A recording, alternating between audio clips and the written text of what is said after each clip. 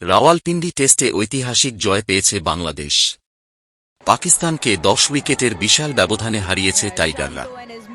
১৯১ রানের অসাধারণ ইনিংস খেলে ম্যাচসেরা পুরস্কার জিতেছেন মুশফিকুর রহিম।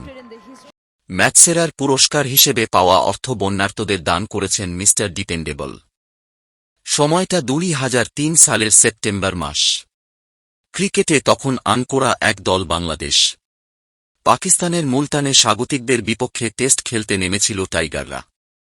পাকিস্তানকে বাগেও পেয়েছিল মোহাম্মদ আশরাফুল খালেদ মাহমুদ সুজনরা, কিন্তু শেষটা হয়েছিল চরম হতাশায়।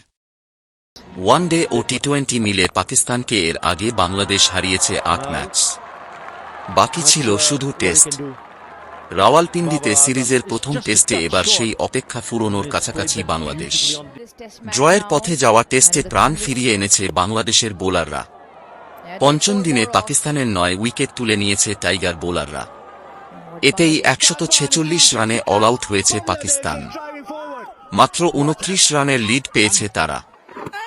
ঐতিহাসিক জয় পেতে বাংলাদেশের প্রয়োজন ৩০ রান। পঞ্চম শেষ সেশনে বাংলাদেশ ব্যাটিংয়ে এসে এক প্রকার হেসে খেলে ১০ উইকেটে পাকিস্তানকে হারিয়ে বাংলাদেশ ঐতিহাসিক জয়লাভ করে। হত্যা মামলা দায়ের করা হয়েছে সাকিব আল হাসানের বিরুদ্ধে। সেই সঙ্গে তার নামে এসেছে লিগ্যাল নোটিশও। এমন বিতর্কের মাঝেই রাওয়ালপিন্ডিতে টেস্টের পঞ্চম দিনে বিশ্বরেকর্ড গড়েছেন সাকিব। এই ম্যাচে ৭৮ বলে ৫৬ রান করেন উইকেটরক্ষক ব্যাটার লিটন দাস। এই ইনিংসের জন্য energetic player of the match পুরস্কার জিতেছেন লিটন। মুশফিকে পর পুরস্কার হিসেবে পাওয়া অর্থ বন্যার্তদের দান করেছেন এই উইকেটরক্ষক ব্যাটার। ম্যাচ শেষে সামাজিক যোগাযোগ মাধ্যম ফেসবুকে এক পোস্টে লিটন লেখেন, পাকিস্তানকে প্রথমবার টেস্ট ম্যাচে হারিয়েছি, সেখানে অবদান রাখতে পেরে আনন্দিত ও গর্বিত। দেশে বন্যা পরিস্থিতির কারণে এই জয়টাও ঠিকমতো উপভোগ করতে পারছি না, মনটা পড়ে আছে দেশের।